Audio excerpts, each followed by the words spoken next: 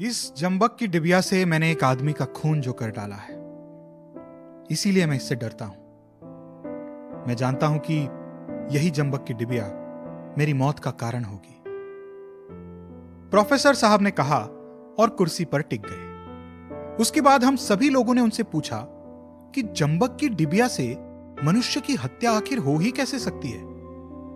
Cigarette बुझाकर ऐश tray पर फेंकते हुए प्रोफेसर साहब ने कहा, बात उन दिनों की है जब मैं बीए फाइनल में पढ़ता था। केठानी हमारे घर का पुराना नौकर था, बड़ा मेहनती, बड़ा ईमानदार। महीनों हमारी मां जब घर से बाहर रहती थी, वो सारे घर की देखभाल करता था।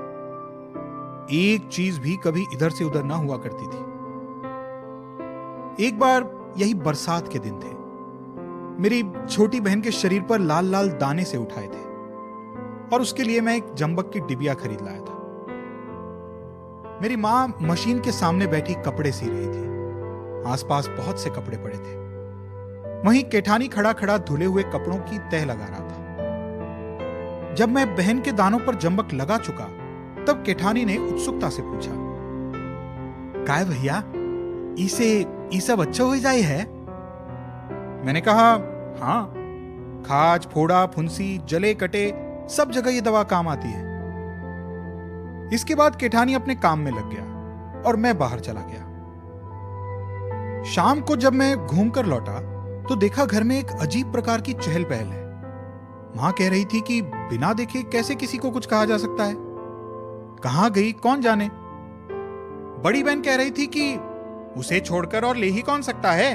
कल उसकी भावज आई थी ना, उसके लड़के के सिर पर भी बहुत सारी फुंसियां थी। पिताजी कह रहे थे कि कहीं महराजिन न ले गई हो। अखिल उससे कह रहा था ये गोरे होने की दवा है, लड़के भी तो तुम्हारे सीधे नहीं हैं। पास ही बैठा अखिल पढ़ रहा था। पिताजी की बात में दिलचस्पी लेते हुए वो बोला, बापू, महराजिन तो हमेशा गोरे होने की फिक्र में रहती है। फिर मुझसे पूछा कि ये क्या है, तो मैंने भी कह दिया कि ये गोरे होने की दवा है। केठानी अपनी कोठरी में रोटी बना रहा था।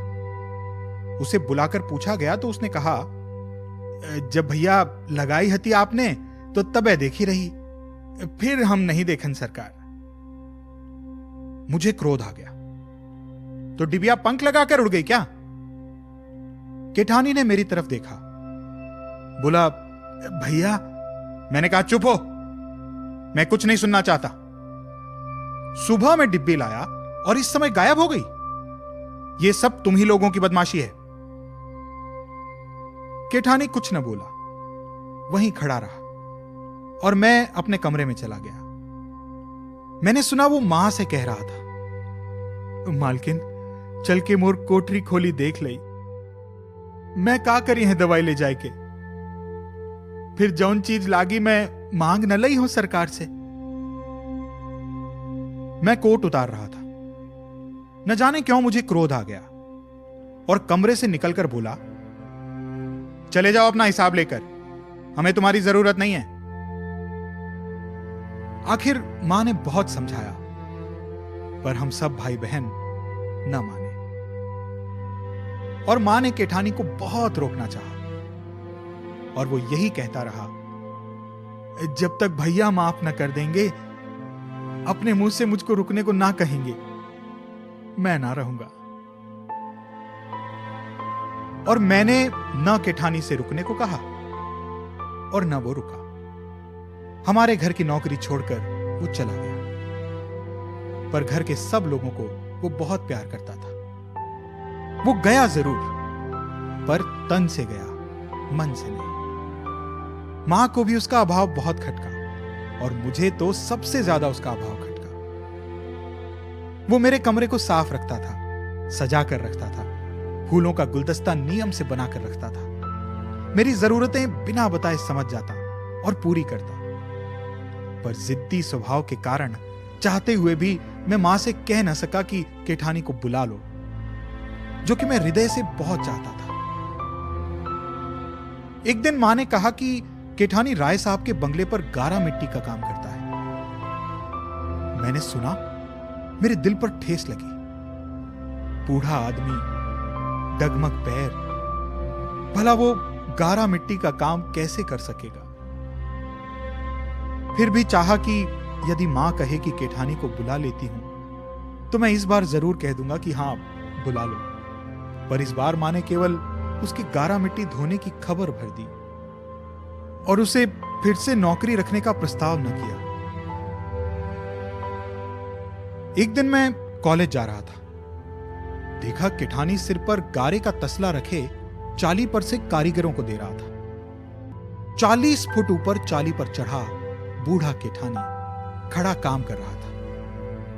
मेरी अंतरात्मा ने मुझे काटा। ये सब मेरे कारण है और मैंने निश्चय कर लिया कि शाम को लौटकर मां से कहूंगा कि अब केठानी को बुला लो। वो बहुत बूढ़ा और कमजोर हो गया है, इतनी कड़ी सजा उसे न मिलनी चाहिए। दिन भर मुझे उसका ख्याल बना रहा। शाम जरा जल्दी लौटा। रास्ते पर ही राय साहब का घर था। मजदूरों में विशेष प्रकार की हलचल थी। सुना कि एक मजदूर चाली पर से गिरकर मर गया। पास जाकर देखा, वो केठानी था। मेरा हृदय एक आदमी की हत्या के बोझ से बोझिल हो उठा। घर आकर मां से सब कुछ कहा। मां, उसके कफन के लिए कोई नया कपड़ा निकाल दो। मां अपने सीने वाली पोटली उठा लाई। नया कपड़ा निकालने के लिए उन्होंने ज्यों ही पोटली खोली, जंबक की डिबिया खट से गिर पड़ी।